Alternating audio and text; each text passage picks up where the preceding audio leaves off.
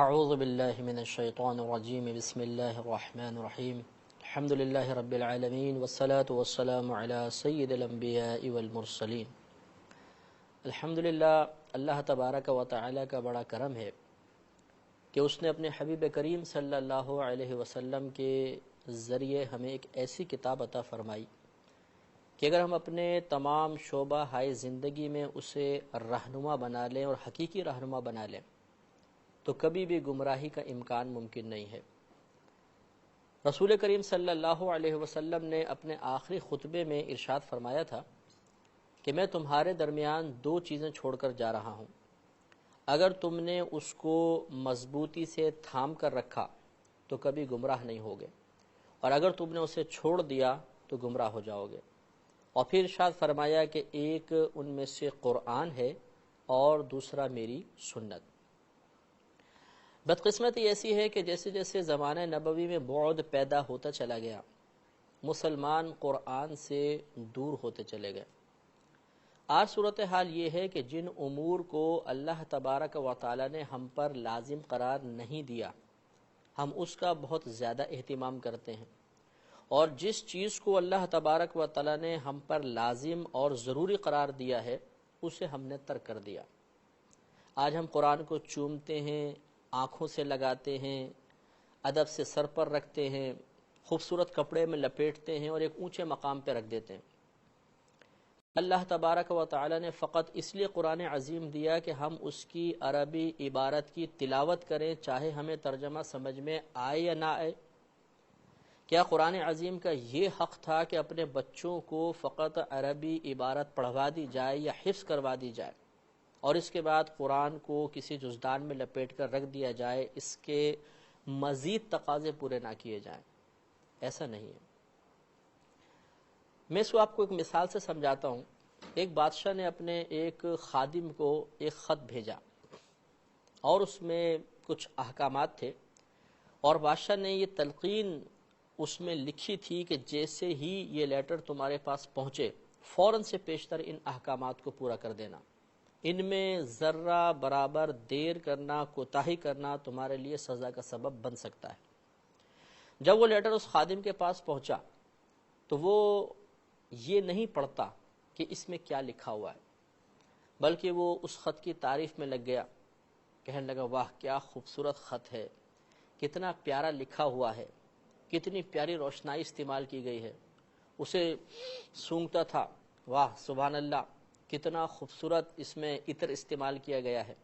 اس کے بعد اس نے اس کو لپیٹا، ایک خوبصورت کپڑے میں رکھا، آنکھوں سے لگایا، چوما، سر پہ رکھا اور ایک اونچے مقام پر رکھ دیا۔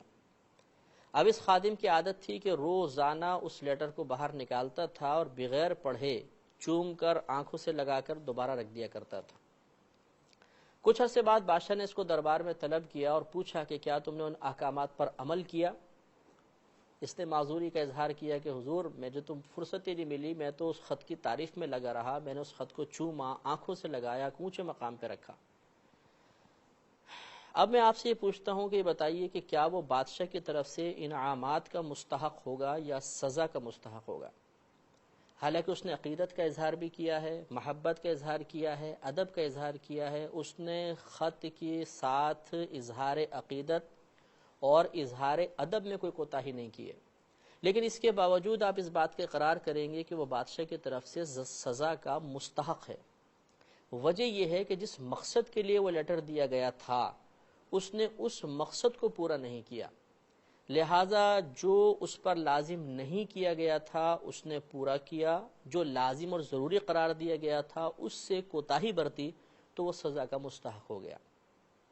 بالکل یہی معاملہ اس طرح بھی ہے کہ قرآن عظیم کو چومنا، آنکھوں سے لگانا، سر پر رکھنا، اچھے کپڑے میں لپیٹنا، ادب سے اونچے مقام پر رکھنا، انہی کاموں کی ترغیب دی ہے، انہی کاموں کا حکم دیا ہے۔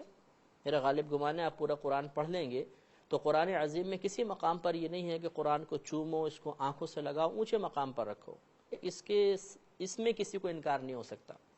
لیکن اللہ تعالیٰ نے ہمیں قرآن دیا تھا ہدایت کے حصول کے لیے۔ بالکل ابتدا میں اللہ تبارک و تعالی نے ارشاد فرمایا الف لام میم ذالک الکتاب لا ریب فیہ ھدی للمتقین۔ اللہ تعالیٰ ارشاد فرماتا ہے کہ الف لام میم یہ وہ ذیشان کتاب ہے جس میں شک کی کوئی گنجائش نہیں، یہ متقین کے لیے ہدایت ہے۔ یہاں پہ ہدن ہدایت ہادی کے معنی میں ہے، یعنی یہ قرآن متقین کو ہدایت دینے والا ہے۔ اور لازمی سی بات ہے کہ ہدایت کا حصول اسی وقت ممکن ہے کہ جب ہم قرآن کو سمجھیں گے، ہم اس کا ترجمہ پڑھیں گے، اس کی تفسیر سمجھیں گے، ہمیں یہ معلوم ہوگا کہ اللہ تبارک و تعالی اپنے بندوں سے کیا چاہتا ہے، تب ہمیں معلوم ہوگا کہ قرآن عظیم سے ہدایت کس طرح حاصل کی جا سکتی ہے۔ لیکن بدقسمتی ایسی ہے کہ قرآن پاک سے ہدایت کے حصول کے لیے مسلمان آج تک سنجیدہ نہیں ہوا۔ ہمارے سننے والوں میں ہزارہا مسلمان ایسے ہوں گے کہ جنہوں نے قرآن پاک پڑھا ہی نہیں، ہزارہ ایسے ہوں گے کہ قرآن پڑھا ہے لیکن فقط عربی عبارت پڑھی ہے، ترجمہ نہیں پڑھا۔ کروڑوں ایسے ہوں گے کہ جنہوں نے قرآن عظیم کی عربی عبارت تو پڑھی ہے لیکن آج تک پورے قرآن کو ترجمے کے ساتھ ختم کرنے کی زحمت گوارا نہیں کی۔ یہ کتنے افسوس کی بات ہے کہ اللہ تبارک و تعالی نے قرآن عظیم اس لیے تو نازل نہیں کیا تھا کہ ہم اسے ایک مقدس کتاب سمجھ کر وجدان میں لپیٹ کر اونچے مقام پر رکھ دیں، بلکہ اللہ تبارک و تعالی نے قرآن عظیم کو ہدایت کے حصول کے لیے بھیجا ہے۔ اور ہدایت کا حصول اسی وقت ہو سکتا ہے جب ہم قرآن عظیم کو سمجھیں گے، قرآن عظیم کو بار بار ترجمے اور تفسیر کے ساتھ پڑھیں گے، یا کوئی تفسیر کا ایسا پروگرام کہ جس کے اندر قرآن عظیم کے اسرار و رموز اور اللہ تبارک و تعالیٰ کے مقصود کو عام فہم انداز سے بیان کیا گیا، اس کو بار بار سنیں گے، تب کہیں جا کے ہمیں معلوم ہوگا کہ اللہ تبارک و تعالیٰ قرآن عظیم میں جو باتیں بیان فرما رہا ہے ان باتوں کا کیا تقاضا ہے۔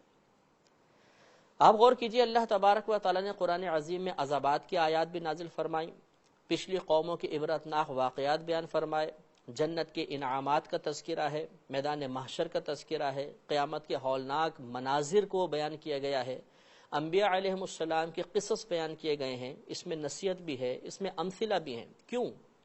اس لیے کہ ہم ان سے عبرت حاصل کریں۔ عذاب کی آیات پڑھیں تو دل میں خوف خدا پیدا ہوگا، یہ خوف خدا ہمیں عبادات پہ استقامت دلوائے گا، گناہوں سے پرہیزگاری پر، پابندی پر ہمیں مدد دے گا۔ انعامات کے تذکرے پڑھیں گے تو نفس میں لالچ پیدا ہوگا، یہ مائل ہوگا آخرت کی طرف، جنت کی طرف۔ جب ہم انبیاء علیہ السلام کے قصص پڑھیں گے تو ہمیں معلوم ہوگا کہ انبیاء علیہ السلام نے اللہ تبارک و تعالیٰ کے پیغام کو عوام الناس میں عام کرنے کے لیے کتنی جد و جہد کی ہے، کس قدر آزمائشوں کا سامنا کیا ہے۔ جب ہم امثلہ پڑھیں گے، ضرب الامثال پڑھیں گے تو اس سے ہمیں کچھ سیکھنے کا موقع ملے گا۔ اب ایک مسلمان قرآن عظیم پڑھتا ہے لیکن نہ اسے عذابات کے بارے میں کچھ خبر ہے، نہ وہ انعامات کے آیات کو سمجھ پا رہا ہے، نہ انبیاء علیہ السلام کی قصص اسے سمجھ میں آ رہے ہیں، تو خود بتائیے کہ وہ قرآن عظیم سے ہدایت کیسے حاصل کر سکتا ہے۔ بدقسمتی ایسی ہے کہ ہمارا بچہ قرآن عظیم ناظرہ پڑھتا ہے تو ہم سمجھتے ہیں کہ ہم نے قرآن کا حق ادا کر دیا، ہم نے پورے دین کو سمیٹ دیا ہے قرآن عظیم ناظرہ ختم کرنے میں۔ ہم کہتے ہیں بس اب دین کا تقاضا ختم ہو گیا، قرآن کا تقاضا ختم ہو گیا، اب بچے کو ہم دیگر کاموں میں لگا دیتے ہیں، دنیاوی تعلیم کے حصول میں اس کو مشغول کر دیتے ہیں۔ دنیاوی تعلیم کا حصول منع نہیں ہے، یہ مشغولیت اللہ تبارک و تعالی کی طرف سے ممنوعہ نہیں ہے، لیکن آپ خود سوچئے کہ جب ایک گھر کا سرپرست خود قرآن کو نہیں سمجھے گا، قرآن کو اپنے اوپر خود نافذ نہیں کرے گا، وہ اپنے بچوں کی اصلاح کیسے کرے گا؟ وہ بچوں کو قرآن کی طرف مائل کیسے کرے گا؟ وہ بچوں کو قرآن کی روشنی سے فیضیاب کیسے کرے گا؟ قرآن کی برکات سے فیضیاب کس طرح اس کے لیے کرنا ممکن ہوگا؟ لہذا لازم ہے کہ قرآن عظیم کو ترجمہ اور تفسیر کے ساتھ پڑھا جائے، قرآن عظیم کو سمجھا جائے، تبھی ہمیں ہدایت حاصل ہو سکتی ہے۔ اگر ہم یہ رویہ اختیار نہیں کریں گے تو کبھی بھی ہم قرآن سے صحیح طریقے سے فیضیاب نہیں ہو سکتے ہیں۔ لیکن قرآن عظیم کو سمجھنے کی کوشش کیجیے، اس وقت کو آپ اپنے ذہن میں لے کر آئیں کہ جب ہم بارگاہ الہی میں برود قیامت حاضر ہوں گے، اور اس وقت شدت سے غالباً یہ احساس ہوگا کہ اللہ نے اتنی عظیم کتاب دی اور ہم نے اس کتاب کو سمجھنے کی زحمت گوارا نہیں کی، اس طرح انتقال کر گئے، نہ کبھی ترجمے سے اس کو پڑھا، نہ مکمل طور پہ سمجھنے کی کوشش کی۔ یہ ایک مسلمان کے لیے بہت بری بات ہے۔ حمد شریف سے ہماری تفسیر کا آغاز ہوگا۔ حتی الامکان ہماری کوشش ہوگی کہ عوامی ذہنی سطح پر اتر کر بالکل عام فہم اور آسان طریقے سے آپ کو قرآن عظیم سمجھایا جائے۔